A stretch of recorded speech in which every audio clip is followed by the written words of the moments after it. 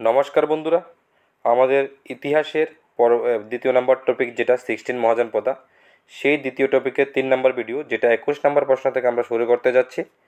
রোমানদের সাথে ভারতের প্রধান রপ্তানি পণ্য ছিল গম ও চাল, রেশম ও মশলা, লোহার অস্ত্র, কাগজ ও বই। আমাদের আজকের এই প্রথম প্রশ্নের যে উত্তর সেটা হচ্ছে, সঠিক উত্তরটা হচ্ছে রেশম ও মশলা।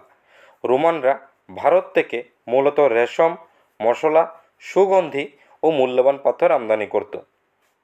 আমাদের পরবর্তী প্রশ্ন, রোমান সাম্রাজ্যের পতনের ফলে ভারতের উপর কী প্রভাব পড়েছিল? ভারতের অর্থনীতি শক্তিশালী হয়ে ওঠে, রোমানদের সাথে বাণিজ্য কমে যায়, ভারতীয় রাজ্যগুলির মধ্যে যুদ্ধ শুরু হয়, ভারতের কৃষি ব্যবস্থা ভেঙে পড়ে। তো আমাদের 22 নম্বর প্রশ্নের যে উত্তরটা সঠিক সেটা হচ্ছে, রোমানদের সাথে বাণিজ্য কমে যায়।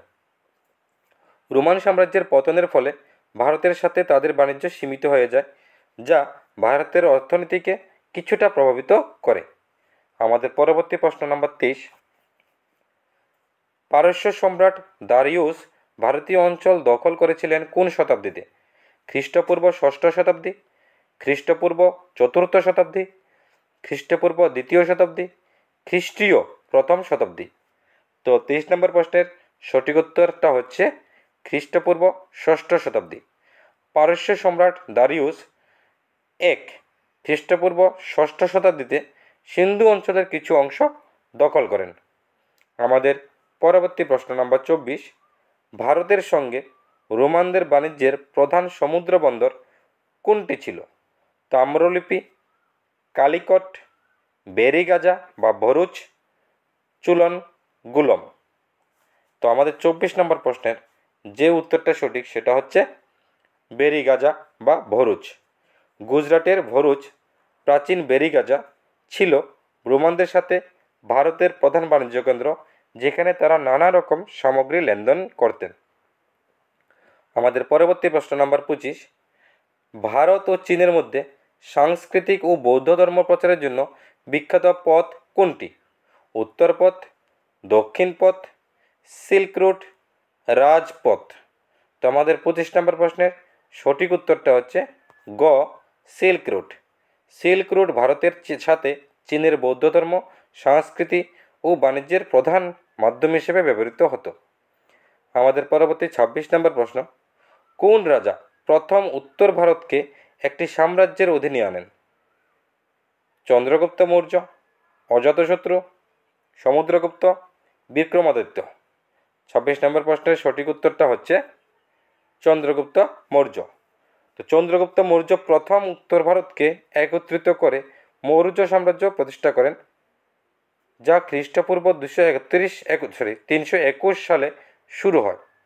আমাদের পরবর্তী প্রশ্ন নম্বর 27, গুপ্ত সাম্রাজ্যের শ্রেষ্ঠ শাসক হিসাবে কাকে বিবেচনা করা হয়? চন্দ্রগুপ্ত এক, চন্দ্রগুপ্ত দ্বিতীয়, সমুদ্রগুপ্ত, স্কন্দগুপ্ত। তো আমাদের 27 নম্বর প্রশ্নের সঠিক উত্তরটা হচ্ছে সমুদ্রগুপ্ত। সমুদ্রগুপ্ত তার সামরিক বিজয় ও সাংস্কৃতিক পুনর্জাগরণের জন্য পরিচিত ছিলেন। তাকে ভারতের নেপোলিয়ন বলা হয়। তো যে প্রশ্ন আসতে পারে, ভারতের নেপোলিয়ন কাকে বলা হয়? সমুদ্রগুপ্তকে। তো বন্ধুরা, পরবর্তী প্রশ্নতে যাওয়ার আগে তোমাদের ছোট্ট একটা ইনফরমেশান দিয়ে দিই। আমাদের ডেসক্রিপশন বক্সে যেখানে মোরু লেখা আছে ওখানে ক্লিক করলে তোমরা এই টপিকের উপর নোটসটা পেয়ে যাবে এই ভিডিওর সঙ্গে। শুধুমাত্র এই ভিডিও নয়, প্রত্যেকটা ভিডিওর সঙ্গে সঙ্গে যে টপিকগুলো থাকবে সেই টপিক রিলেটেড নোটস তোমরা ডেসক্রিপশন বক্সেই পেয়ে যাবে এবং এখানে সবসময় থাকবে। তো তোমরা যদি চাও লিখে নিতে পারো, অথবা এখানে আমাদের চ্যানেলে গিয়ে প্লেলিস্ট সেকশানে ক্লিক করে ভিডিও টপিক ওয়াইজ ভিডিওগুলোতে ক্লিক করে তোমাদের প্র্যাকটিসও হয়ে যাবে এবং নোটসগুলো ভালোভাবে 2-3 বার পড়ে নেবে।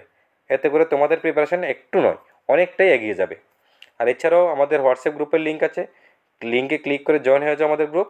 তোমাদের এই নোটসগুলো অথবা যে পিডিএফ ফাইলগুলো আছে, এইসব প্রশ্ন উত্তর আছে প্র্যাকটিস সেট, সেগুলো আমরা প্রোভাইড করে দেবো। এছাড়াও আমাদের কিছু প্র্যাকটিস সেট আছে 150 মার্কস নিয়ে, 10টা প্র্যাকটিস সেট থাকবে, বাংলা মিডিয়ামের 10টা, ইংলিশ মিডিয়ামের 10টা। সেগুলো তোমাদের প্রোভাইড করা হবে পরীক্ষার কিছুদিন আগে। তো তোমাদের যদি প্রয়োজন হয় তাহলে আমাদের গ্রুপটা জয়েন করে নিতে পারো এবং ফ্রি ম্যাটেরিয়ালসগুলো তোমরা নিয়ে নিতে পারো। পরবর্তী প্রশ্ন নম্বর 28, গুপ্ত সাম্রাজ্যের রাজধানী ছিল উজ্জয়িনী, পাটলিপুত্র, কৌশাম্বী, শ্রাবস্তী। 28 নম্বর প্রশ্নের সঠিক উত্তর হচ্ছে পাটলিপুত্র। মৌর্য সাম্রাজ্যের মতো গুপ্ত সাম্রাজ্যেরও রাজধানী ছিল পাটলিপুত্র, যেটা বর্তমানে পাটনা নামে পরিচিত। কোন রাজা প্রশস্তিকে আমরা অভিলেখও বলি, ব্যবহার করে তার সামরিক বিজয় বর্ণনা করেছিলেন? চন্দ্রগুপ্ত প্রথম বা এক, সমুদ্রগুপ্ত, বিক্রমাদিত্য, শশাঙ্ক। 29 নম্বর প্রশ্নের সঠিক উত্তরটা হচ্ছে সমুদ্রগুপ্ত। তো এলাহাবাদ প্রশস্তিতে হরিসেন কর্তৃক রচিত সমুদ্রগুপ্তের সামরিক বিজয় ও ক্ষমতার বিবরণ রয়েছে। আমাদের আজকের এই ভিডিওর শেষ প্রশ্ন, গুপ্ত যুগের সময় ভারতে কোন ধরনের শাসন ব্যবস্থা প্রচলিত ছিল? কেন্দ্রীভূত রাজতন্ত্র, সামন্ততান্ত্রিক শাসন, গণতন্ত্র ও সামরিক শাসন। তো সঠিক উত্তর যেটা হবে 30 নম্বরে সেটা হচ্ছে সামন্ততান্ত্রিক শাসন। তো গুপ্ত যুগে সামন্ততান্ত্রিক শাসন ব্যবস্থা চালু ছিল, যেখানে রাজ্য প্রশাসনের বিভিন্ন স্তরে স্থানীয় শাসকদের ক্ষমতা দেওয়া হতো, যেটা বর্তমানে পিআরআই বা পঞ্চায়েত রাজ ইনস্টিটিউশন নামেও পরিচিত, বা এটাকে ইংরেজিতে ডিসেন্ট্রালাইজেশনও বলে থাকে। ধন্যবাদ বন্ধুরা সবাইকে। আশা করব তোমাদের প্রিপারেশনটা আমাদের দ্বারা কিছুটা হলেও এগিয়ে যাবে। আর যদি তোমাদের এগিয়ে যাচ্ছে বলে মনে হয় তাহলে আমাদের চ্যানেলটা অবশ্যই সাবস্ক্রাইব করবে। ভিডিওটা ভালো লাগলে লাইক করবে, ভালো না লাগলে কমেন্টে জানাবে। এছাড়াও অন্যান্য কোন টপিকের উপর কীভাবে তোমাদের ভিডিও প্রয়োজন সেটা আমাদের জানাবে, কী নোটস প্রয়োজন সেটা আমাদের জানাবে। আমরা যথেষ্ট চেষ্টা করব তোমাদের প্রোভাইড করে দিতে। পরবর্তী ভিডিওতে আমরা ভিডিও নাম্বার 4 নিয়ে আসবো, সেম টপিকের উপর 31 নম্বর প্রশ্ন থেকে 40 নম্বর প্রশ্ন পর্যন্ত। ততক্ষণ পর্যন্ত সবাই ভালো থাকবে। ধন্যবাদ সবাইকে।